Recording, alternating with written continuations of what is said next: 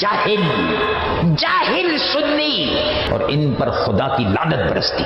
इसलिए कि आला हजरत ने खुद इस हदीस को नकल किया, लाअना रसूलुल्लाह सल्लल्लाहु अलैहि वसल्लम मन ज़ारा बिला मज़ारिन, और उनकी उम्मत बजाय इसके कि रसूलुल्लाह से मांगे, ये जाहिल उम्मत, ये जाहिल सुन्नी है। अल्लाह देने वाला है और यकीन रखो मैं तकसीम करने वाला हूं। तो महबूब का दर खुला हुआ है, वो तकसीम कर रहे हैं और हम घोड़े से लग गए, कभी ताजिए में झूठी कब्र से लग गए, कभी इधर यहां महल्ले में कहीं चराग जला दिया। हर जुम्मे को चराग जला रहे हैं, हर जुमेरात को चराग जला रहे हैं। क्या है भाई? मन्नत मानी है। भाई काहे की मन्नत मानी है भाई? ये चराग में क्या मन्नत मानी है? ये जो झूठी कब्र बनाई है इमाम हुसैन की, इसमें क्या मन्नत मानी कि मुसलमान का अकीदा इतना कमजोर हो गया, वो ये समझता है कि अल्लाह कुछ नहीं देते, रसूलुल्लाह भी कुछ नहीं देते। झूठी कब्रें बना के, इमाम हुसैन की जगह जगह झूठी कब्रें बना के कोई सवाब का काम किया? जाहिल जाहिल सुन्नी। वो सवाब ज़ियारत करबला के लिए तसव्वुर नहीं कर सकते आप। अगर किसी को घबराहट हो ना कि ये सवाब इतना मिल सकता है, वो मेरे पास बाद में आए। मैंने इस मजलिस से पहले भी समझाया कुछ मिसालों से, कोई घबराने की बात है ही नहीं। खुदा ये नहीं कहता कि मैं हुसैन को क्या दूं, हुसैन के साथ क्या करूं। खुदा ये कहता है मैं ज़ाहिर हुसैन को क्या दूं, मैं ज़ाहिर हुसैन के साथ क्या करूं।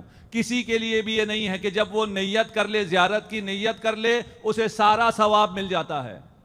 ये खाने खुदा की ज़ियारत के लिए नहीं है, हरम नबवी की ज़ियारत के लिए नहीं है, हरम अलवी की ज़ियारत के लिए नहीं है, ये सिर्फ हुसैन के लिए है। क्यों, क्या फ़र्क है? हुसैन का आपके दिल से रिश्ता मुख्तलिफ है। ये शख्स जो पहला कदम अपने घर से उठाता है ज़ियारत इमाम हुसैन के लिए, इसके सारे गुनाह धुल जाते हैं। यानी आप अगर हज पे जाएं, तमाम हज अंजाम दें, तमाम मनासिक सही अंजाम दें, तमाम अरकान अंजाम दें, सफ़ा व मरवा में भी जाएं, कुर्बानी भी करें, सब कुछ करने के बाद आप पाक होते हैं। यहाँ आप पहला कदम घर से बाहर निकालते हैं, आप गुनाहों से पाक हो जाते हैं। क्या करूं खुदा? ये कहता है मैं इस ज़ाहिर के साथ क्या करूं, और क्या करूं।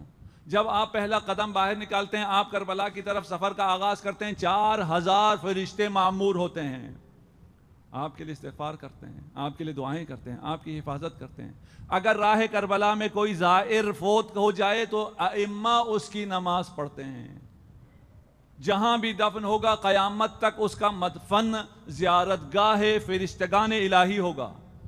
इमाम हुसैन अलैहिस्सलाम की ज़ियारत हुजूर ने फरमाया था, हुसैन को गोद में लेकर कहते थे कि सतक़्तुलहु उम्मती, मेरी उम्मत एक दिन आएगा जब इसे कत्ल कर देगी, लेकिन जो मेरे हुसैन की ज़ियारत पर आए उसे मेरे किए हुए एक हज का सवाब मिलेगा। रसूलुल्लाह का हज जानते हैं क्या है? मैं फ़ज़ाइल के बाब में हूँ, उम्मीद है आपसे कबूल फरमाएंगे। रसूलुल्लाह का किया हुआ हज कौन अंदाज़ा लगा सकता है जिसके वसी की एक ज़रबत सकलैन की इबादत से अफजल है।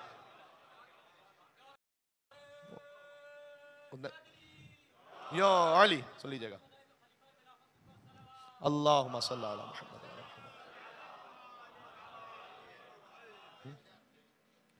तो वहां एक ज़ौजा रसूल मौजूद थी, उन्होंने कहा या रसूलल्लाह आपके किए हुए हज का सवाब मिलेगा। हुजूर ने कहा वह हज्जतैन, एक हज नहीं 2 हज का सवाब मिलेगा मेरे। कहा वह हज्जतैन, 2 हज का सवाब। हुजूर ने कहा सलास हुज्जत, 3 हज का सवाब। फिर कहा 3 हज का सवाब। हुजूर ने कहा नहीं 4 हज का सवाब। उन्होंने पूछा 4 हज का सवाब? का नहीं 5 हज का सवाब। 5 हज का सवाब? का नहीं 6 हज का सवाब। अच्छा 6 हज का सवाब? का नहीं 7 हज का सवाब। अच्छा 7 हज का सवाब? का नहीं 8 हज का सवाब। आपके किए 8 हज का सवाब, हुसैन की ज़ियारत पर 9 हज का सवाब। हुजूर ने कहा उन्होंने कहा आपके 9 हज का सवाब? का 10 हज्जत, मेरे 10 हज का सवाब। फिर उन्होंने पूछा कि 10 हज का सवाब? हुजूर ने कहा 20 हज का सवाब। ये पूरी रिवायत इसी तरह से। कहा आपके किए 20 हज का सवाब? का नहीं 30 हज का सवाब। फिर कहा 30 हज का सवाब? का 40 हज का सवाब। अच्छा 40 हज का सवाब? का नहीं 50 हज का सवाब। अच्छा 50 हज का सवाब? का नहीं 60 हज का सवाब। से 3 हज्जतन, 70 हज्जतन, 80 हज्जतन, 90 हज्जतन। आखिर में हुजूर ने फरमाया कि जो हुसैन की ज़ियारत पर जाए उसे मेरे किए हुए 90 हज का सवाब मिलेगा।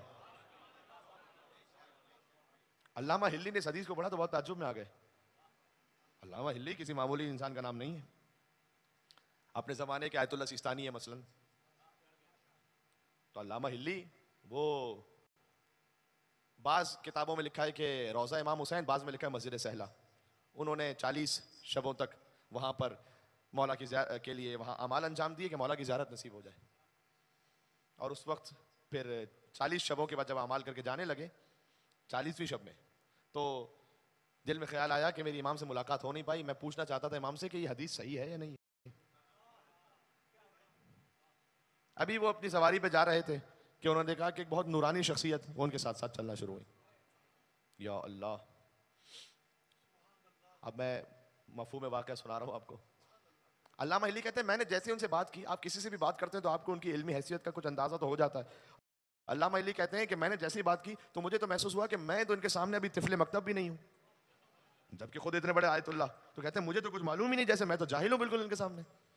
अब बात होती रही तो मैंने पूछा कि मेरे 2 सवाल है, आप इतने बड़े अभी तक नहीं पहचान पाए थे।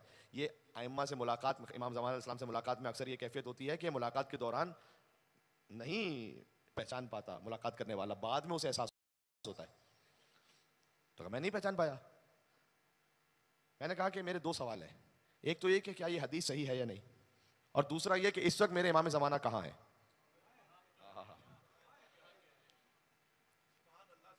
तो अल्लामा अली कहते हैं कोई शख्सियत ने मुझे जवाब दिया कि ये हदीस सही है, और ये हदीस इसलिए सही है कि ज़रा सोचो। फिर वो वाक़या सुनाया कि जो बुजुर्गों तो कम से कम पता ही होगा, मैं बच्चों के लिए सुना दूं मुख्तसर करते हुए, कि सोचो कि एक बादशाह हो कि जो कहीं शिकार पर गया हो और उसके बाद वो अपने काफिले से बिछड़ जाए और उसकी कैफियत ये हो जाए कि बस मरने के करीब हो, तो उसे एक बूढ़ी औरत मिले और बूढ़ी औरत के पास एक बकरी हो जो उसकी कुल कायनात हो। उसने उसका दूध होकर बादशाह को पिलाया ताकि बादशाह उसकी प्यास बुझ जाए। उसके बाद बादशाह को भूख लगी तो उसी बकरी को ज़िबा किया और गोश्त उस बादशाह को खिला दिया। बादशाह इतने कुछ देर में या कुछ दिनों में उसका जो लश्कर था वो पहुंच गया बादशाह को ढूंढते हुए। तो बादशाह जब वापस जाने लगा तो उसने उस बूढ़ी औरत से कहा कि तुमने हमारी जान बचाई, हमारी खिदमत की है, जब तुम्हें कभी वक्त पड़े तो आना हमारे पास। हल जज़ाउल एहसान इल्लल एहसान। काहे हिल्ली, फर्ज करो कि वो बूढ़ी औरत फिर जाए उस बादशाह के पास किसी दिन कि वो जो मैंने आपकी खिदमत की थी मैं उसका सिला चाहती हूँ, तो क्या वो बादशाह एक बकरी दे दे उसे तो काफी हो जाएगा क्या? हाँ हाँ हाँ, फकत एक कहा नहीं, एक बकरी तो नहीं, तो फिर कितनी 10 बकरियां दे दे, तो 20 बकरियां दे दे, 50 बकरियां दे दे, कहा ना। पूरा एहसान तो उस वक्त होगा कि जो कुछ बुढ़िया के पास था उसने सब दिया बादशाह को। सुभान अल्लाह। बराबर का एहसान तो उस वक्त अदा होगा कि जो कुछ बादशाह के पास है वो दे उस बुढ़िया को, तब वो बराबर का एहसान अदा होगा। काहिली हुसैन के पास जो था वो दिया अल्लाह को। सुभान अल्लाह, बात पहुंच रही है मैं क्या कहने लगा हूं। जो था वो दिया अल्लाह सुब्हानहू व तआला को। अपने असहाब दिए, अपने आवान दिए, अपने अंसार दिए, अपने अहले बैत दिए, अपनी औलाद दी, अपना सर दिया, बहनों की रिदा दी, जो था वो दिया अल्लाह सुब्हानहू व तआला को। अब अल्लाह सुब्हानहू व तआला की कुदरत में है और सब कुछ अल्लाह की कुदरत में है, तो जो है अल्लाह के पास वो अल्लाह ने अता किया हुसैन को। सुभान अल्लाह।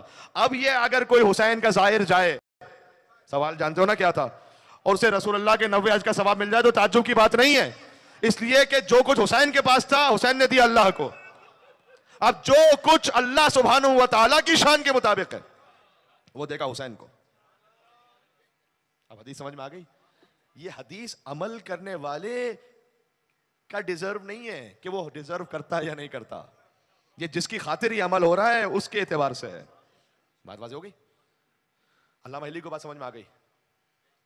का मेरा दूसरा सवाल भी है।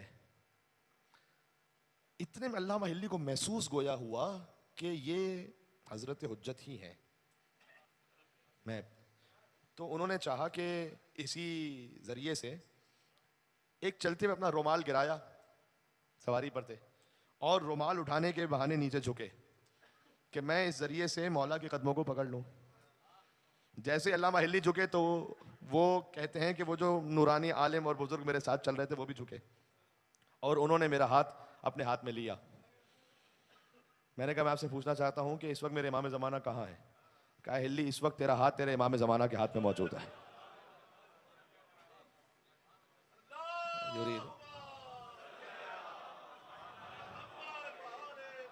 युरीदून लियुत्फिउ नूर अल्लाह बिअफ़वाहिहिम, ये चाहते हैं कि अपनी भूखों से अल्लाह के नूर को बुझा दें। वल्लाहु मुतिम्मु, अल्लाह अपना नूर तमाम करके रहेगा। वला वो करे हल काफिरून, काफिरों को कितना ही नागवार क्यों ना गुजरे।